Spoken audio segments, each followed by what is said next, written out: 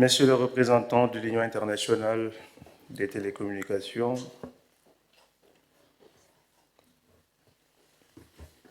Madame la représentante de la RTP, Madame la coordinatrice du FD Sud,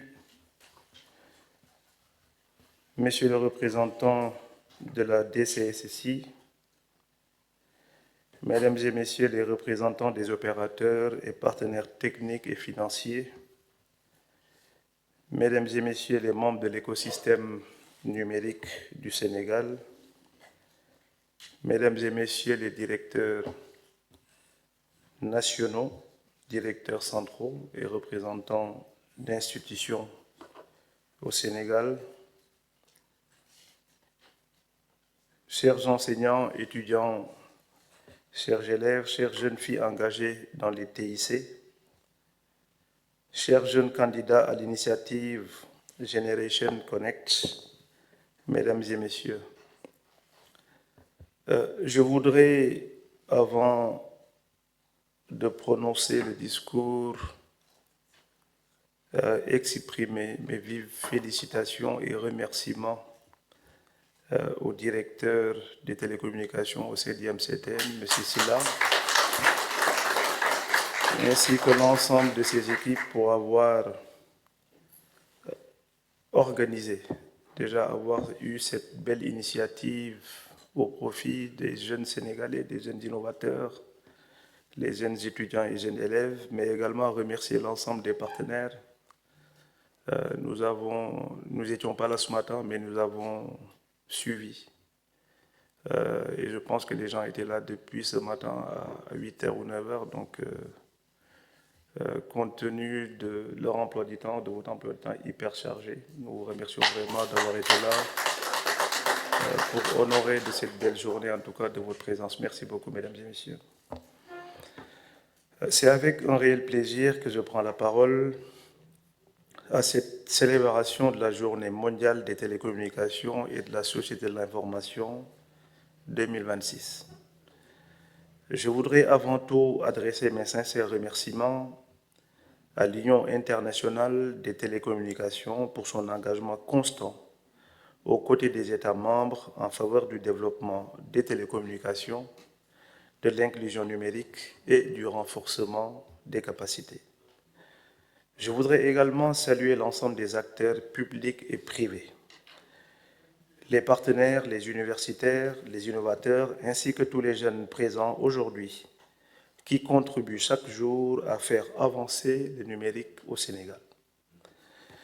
Mesdames et Messieurs, la Journée mondiale des télécommunications constitue un moment privilégié pour réfléchir collectivement à la place qu'occupent désormais les télécommunications dans nos sociétés et aux défis que nous devons relever pour construire un avenir numérique plus inclusif, plus sécurisé et plus résilient. Cette année, le thème retenu par l'Union internationale des télécommunications, les lignes de vie du monde numérique, renforcer la résilience dans un monde connecté, est particulièrement évocateur. Il traduit une réalité que nous vivons chaque jour. Aujourd'hui, les télécommunications ne sont plus de simples outils de communication. Elles sont devenues des infrastructures vitales.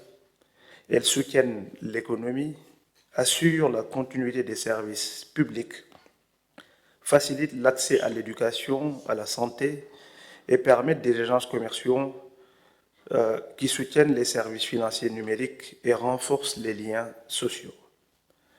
Durant les périodes de crise, qu'il s'agisse de catastrophes naturelles, de perturbations économiques ou de situations d'urgence, les réseaux numériques deviennent souvent les seuls moyens de maintenir les activités essentielles.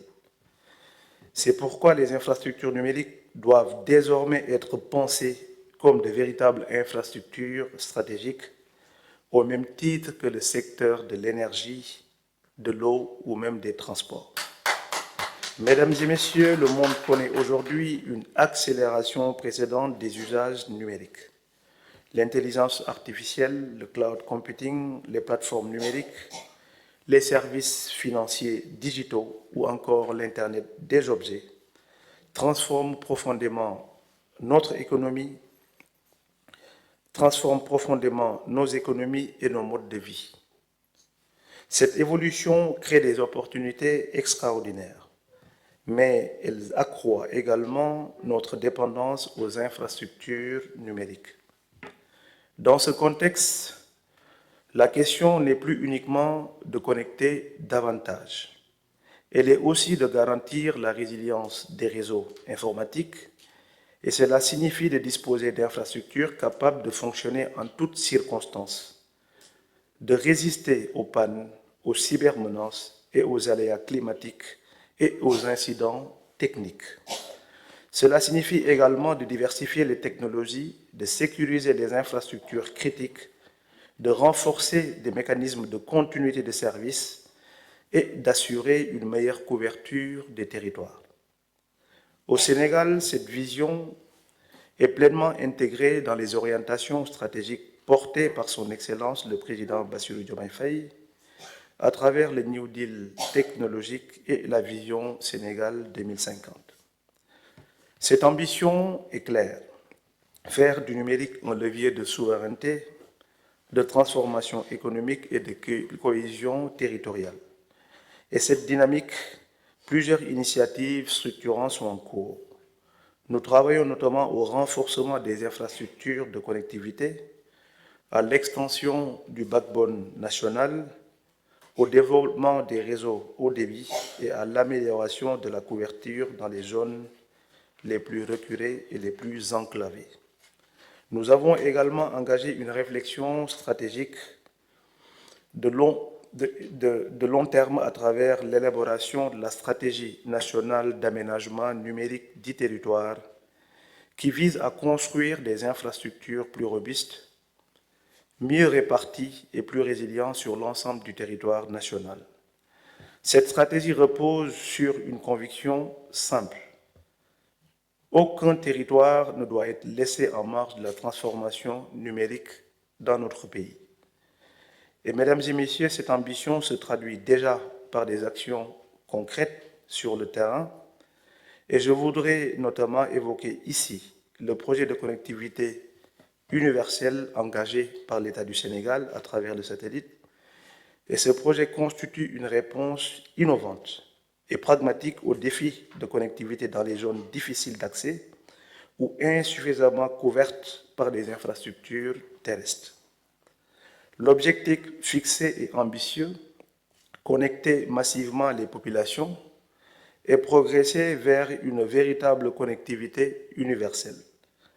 Grâce à de nouvelles technologies, une technologie satellitaire, il devient désormais possible d'apporter rapidement une connectivité de qualité dans les localités jusqu'ici enclavées.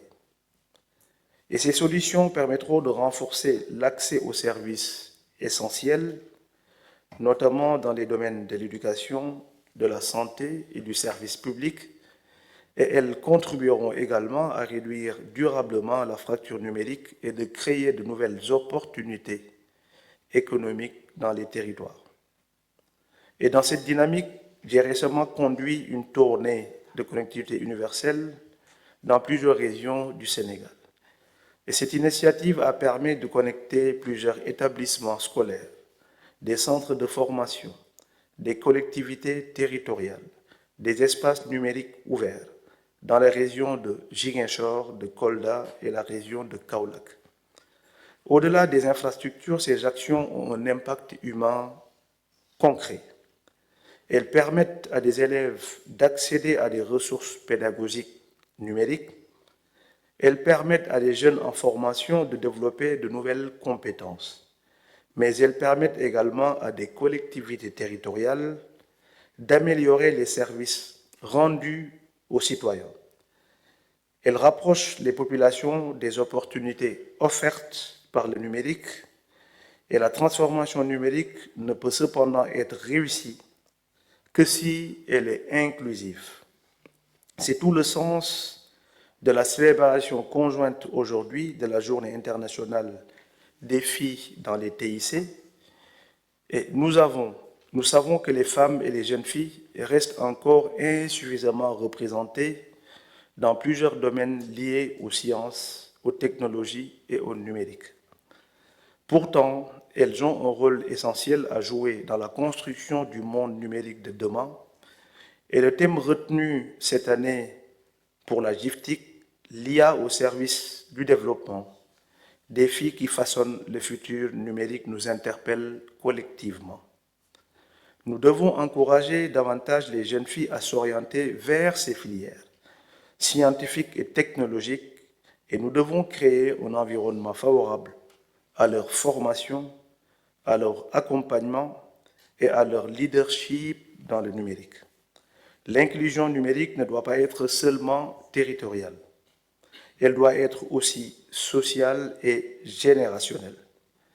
Mesdames et messieurs, je voudrais également saluer l'initiative de Generation Connect à l'Union internationale des télécommunications et cette initiative qui offre aux jeunes un espace d'expression, d'engagement et de contribution aux grandes réflexions sur l'avenir du numérique. L'engouement exceptionnel observé cette année au Sénégal est particulièrement encourageant.